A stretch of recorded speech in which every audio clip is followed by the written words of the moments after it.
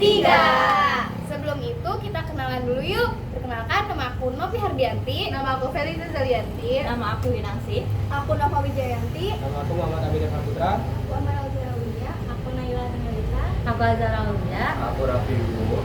Hari ini kita berkesempatan untuk wawancara ke kantor polisi mengenai kasus pencurian motor.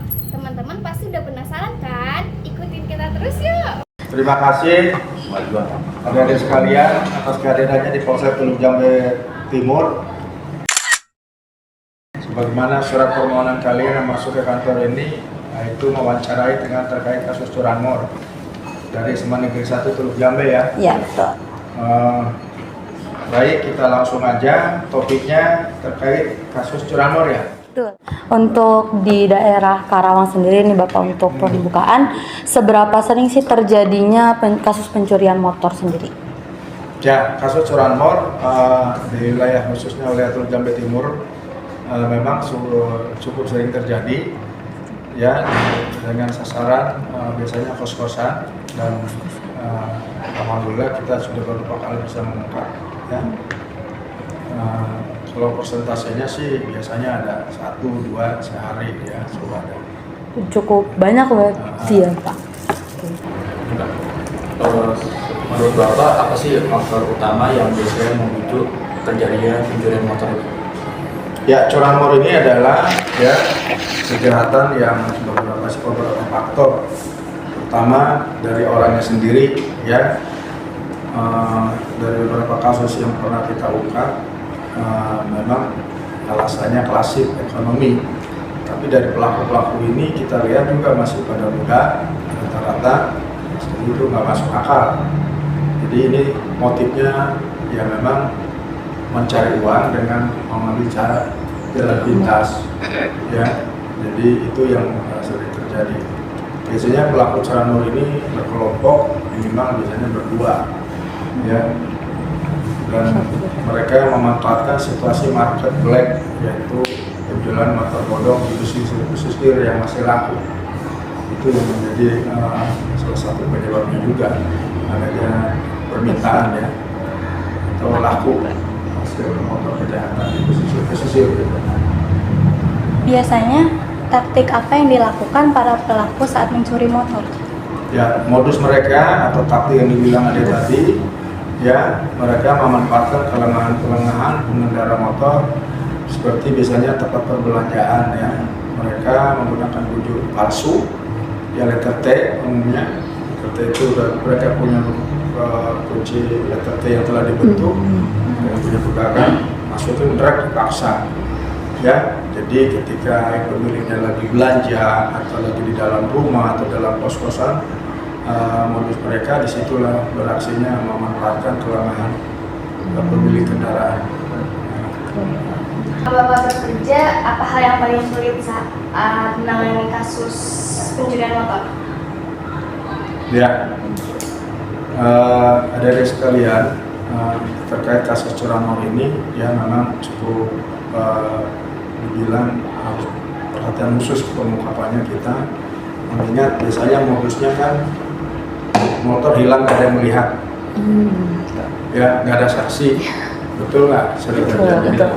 Ditanya korban nggak tahu Pak yang melalui siapa ya. Nah di sini dibutuhkan teknik-teknik tertentu dengan kita menggali informasi ataupun melihat pola-pola cara kejahatannya yang sering terjadi ya. Kendala-kendalanya dari sekalian, disitulah ya kami mengharapkan masyarakat itu tidak ada yang tertarik membeli motor tanpa surat-surat, apalagi di pesisir-pesisir pantai sana ya. Di situ mereka yang memanfaatkan market atau penjualan motor tanpa surat-surat. Itu membuat mereka mau terus melakukan maling motor karena masih laku ya. Jadi faktor itu juga mempengaruhi pada mereka itu ya. Kalau nggak laku kan mereka jadi profesional, jadi profesi, pekerjaan kali. Bukan hanya maling satu, tapi sering beberapa kali. Makanya beberapa kita terungkap curanmor ya, kita press, kita tanya, interogasi, bukan sekali 2 kali lagi. Bahkan pemakannya kadang-kadang 7, 10 kali gitu. Ya, bagaimana SOP atau standar operasional dan sekiranya apa tahap-tahapan yang harus dilakukan untuk menangani kasus tersebut? Ya, setelah pihak kepolisian menerima pengaduan atau laporan dari masyarakat yang menjadi korban curanmor, kita melakukan cek TKP tempat kejadian, mengumpul data, saksi, dan melihat petunjuk-petunjuk bisa dari CCTV ataupun dari orang-orang yang bisa memberikan informasi ya tentang siapa yang mau menjadi pelaku pencurian motor tersebut. Ya, selain itu kita juga punya data kasus, misalkan si Anu dulu udah pernah ditangkap 2 tahun lalu atau 3 tahun lalu. Nah, kita cek ternyata udah keluar dari LP udah pulang gitu. Nah, kita juga bisa mencurigai ya apakah dia masih bermain atau yang lain kan gitu. Lalu selanjutnya kalau boleh tahu bagaimana cara kepolisian menelusuri dan melacak motor yang dicuri? Ya, cara kita mengungkap, menelusuri ada beberapa teknik ya kita. Sudah barang tentu kami juga punya jaringan-jaringan yang bisa membantu informasi misalkan gitu kan, ataupun menelusurinya misalkan adanya informasi ya. Baru terakhir kali ini kita juga dapat informasi motor itu misalkan ada di Rawamarta, ini motor yang situ kan dia hilang di sana di pondok pesantren LDI gitu kan, di kampungannya. Dari info kita telusuri benar ya kita amankan. Nah, jadi informasi ini sangat berharga karena dominannya kan ciri-ciri motor itu kan korban yang belum tahu.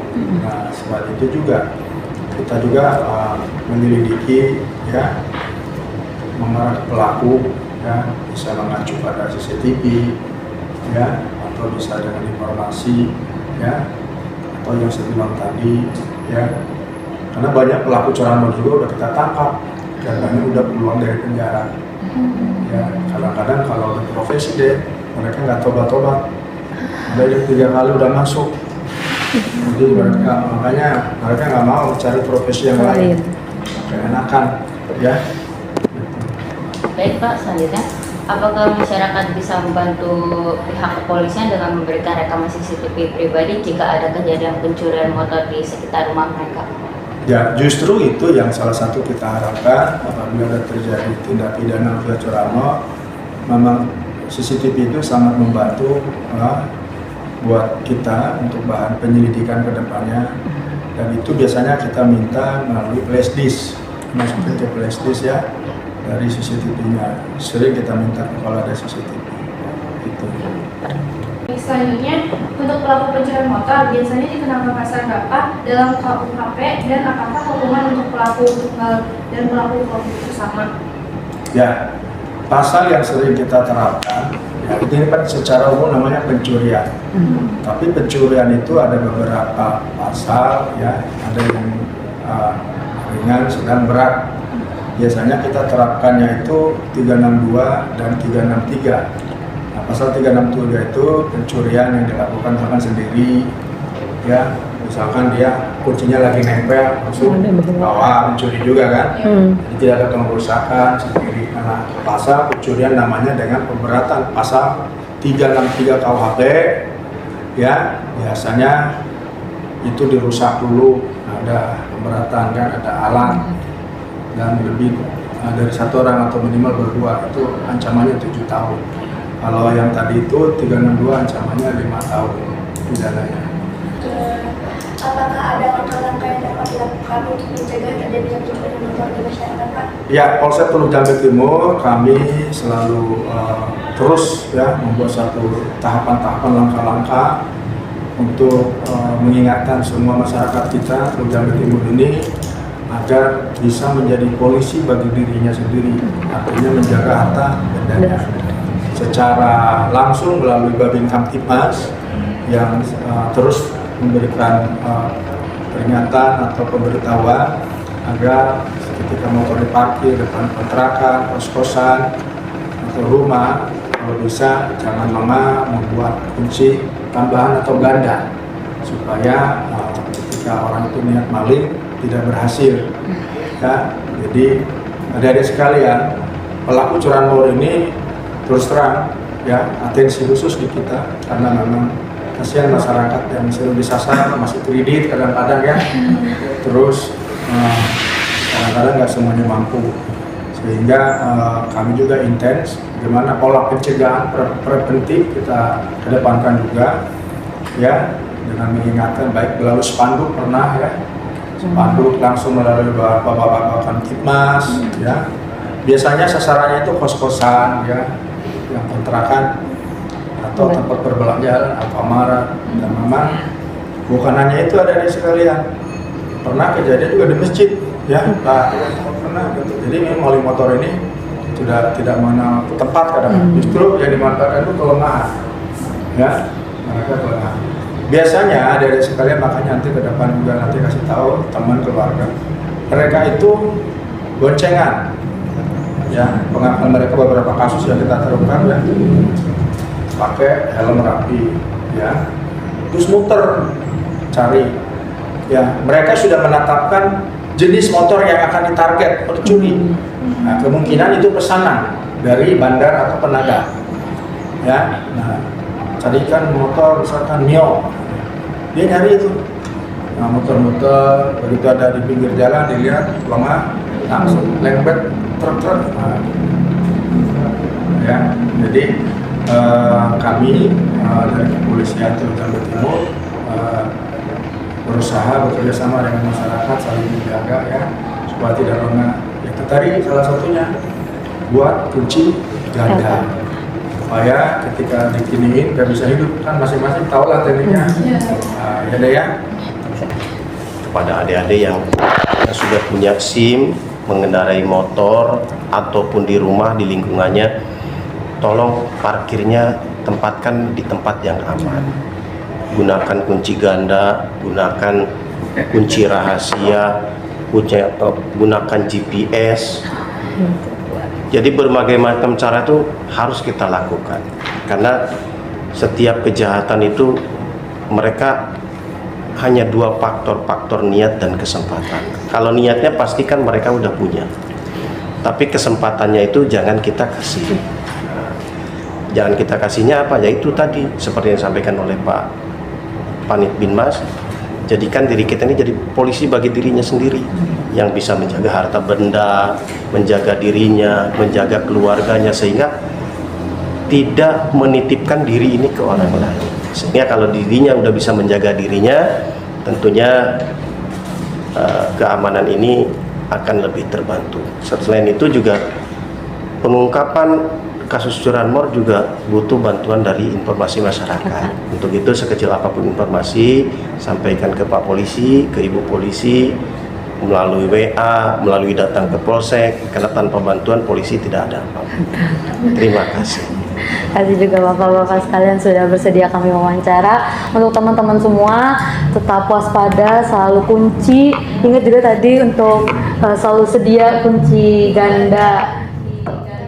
Nah, itu dia tadi hasil wawancara kami dengan Bapak Polisi di Polsek Luk Jambe Timur.